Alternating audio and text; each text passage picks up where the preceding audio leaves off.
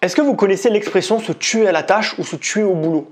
La plupart du temps, on l'utilise quand on rentre d'une journée difficile, on a beaucoup bossé, on est fatigué, on dit « Chérie, aujourd'hui je me suis tué à la tâche, je me suis tué au boulot, j'en peux plus ». Et quand on l'utilise, on la prend pas au sens littéral du terme, on se dit pas que ça nous tue vraiment, on se dit juste que ça nous fatigue. En fait, ça nous fatigue tellement qu'on dit que ça nous tue. Donc on la prend un petit peu avec légèreté, on la prend au second degré. Mais la question que je vous pose, c'est est-ce qu'on est vraiment si sûr que ça ne nous tue pas vraiment? Qu'est-ce que vous diriez si je vous apprenais que votre boulot vous tue vraiment à petit feu? En fait, c'est totalement logique. D'un côté, on a un Français sur deux qui est malheureux au boulot, qui est totalement stressé, qui n'a pas de sens, qui est dans un état de syndrome d'épuisement professionnel.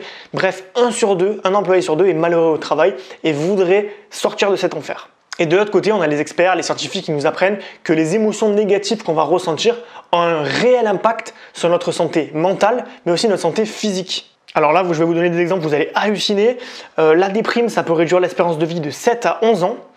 La fatigue jusqu'à 10 ans et le stress au travail, accrochez-vous bien, jusqu'à 33 ans d'espérance de vie en moins. 33 ans.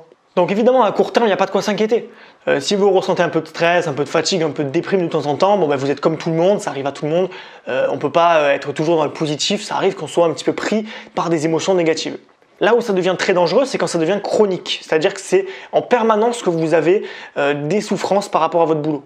Et ces souffrances, en fait, elles se transforment en poison qui se diffuse petit à petit dans votre corps par vos veines. Et là, je vous parle d'un vrai poison, c'est pas une image que je vous donne. C'est-à-dire que votre corps va sécréter des hormones, par exemple le cortisol, l'hormone du stress, qui va accélérer le vieillissement prématuré de votre corps, qui va vraiment vous abîmer.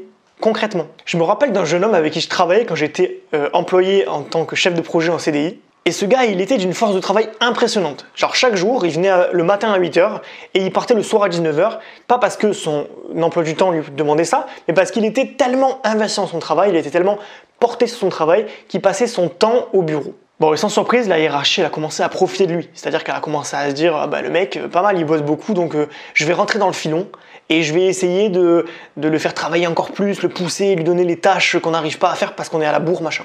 Donc ils ont commencé petit à petit à le charger comme un âne, ils ont chargé la mule.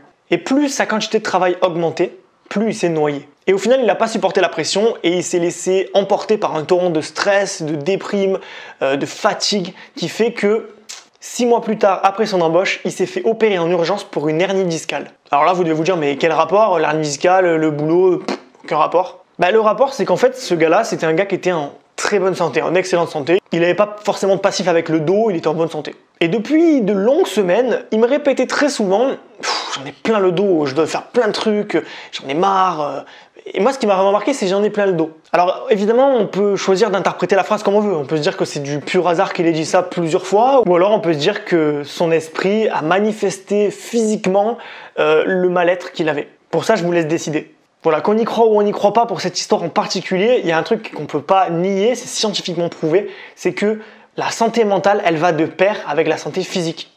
Votre corps, c'est le reflet, c'est le miroir de votre esprit. Si vous êtes mal dans votre peau, si vous avez un conflit interne, votre corps finira tôt ou tard par déclencher quelque chose, que ce soit une douleur chronique, que ce soit une maladie, mais en tout cas, il va déclencher quelque chose pour vous dire « Attention, signal d'alerte, il y a un problème ». Par exemple, je ne sais pas si vous le saviez, mais le stress augmente de façon significative le risque de développer une maladie cardiovasculaire, et c'est la Fédération française de cardiologie qui le dit.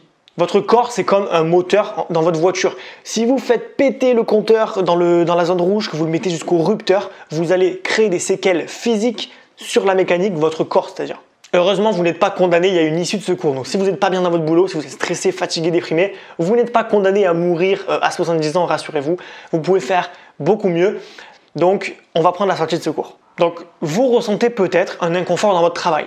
Et c'est le signe vraisemblable qu'il y a un problème et qu'il va falloir changer votre vie. En fait, ce qu'il faut savoir, c'est que pour chaque individu, il y a un métier idéal, donc la nature des missions qui lui plaît, qui va vraiment le passionner, et une façon idéale de l'exercer.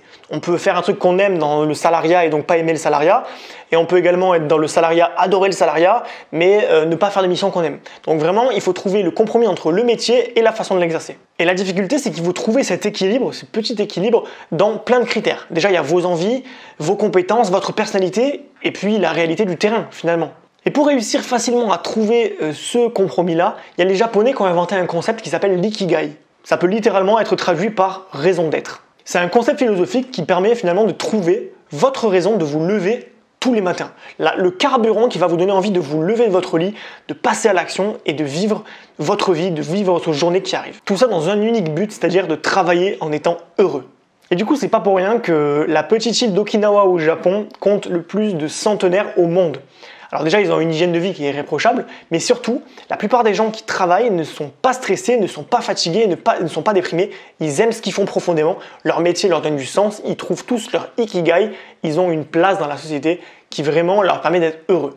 Et le fait d'être heureux, ça leur permet de vivre serein, pas stressé, avec la joie de vivre. Donc ils vivent longtemps tout en étant heureux. Et ça, c'est un petit peu ce que tout le monde veut viser aujourd'hui. Donc si vous en avez marre de ce quotidien infernal, si vous voulez ne plus être bloqué dans les embouteillages matin et soir, ne plus être stressé par vos objectifs professionnels, si vous voulez aimer à nouveau la nature de vos missions, si vous voulez vous sentir utile, valorisé et accompli, je peux vous aider à créer votre vie professionnelle sur mesure grâce à la formation Ikigai, la méthode japonaise pour trouver sa vocation professionnelle et travailler heureux. On va passer beaucoup de temps en vidéo ensemble, vous et moi, pour vraiment aller au fond des choses et trouver votre vocation. Donc voici exactement ce que vous allez apprendre. Module 1, guérir du burn-out et retrouver de la force. Module numéro 2, gagner en clarté d'esprit pour faire le bon choix. Module numéro 3, apprendre à se connaître en profondeur et faire émerger une vocation professionnelle. Module numéro 4, préparer un plan de bataille pour changer de vie. Voilà, donc si vous êtes prêt à vous lancer, cliquez rapidement sur le lien de la formation dans la description, tout simplement parce que la réduction des 100 € offerts va très rapidement prendre fin. Donc n'hésitez pas à vite cliquer pour l'activer tant que c'est encore temps et je vous retrouve de l'autre côté.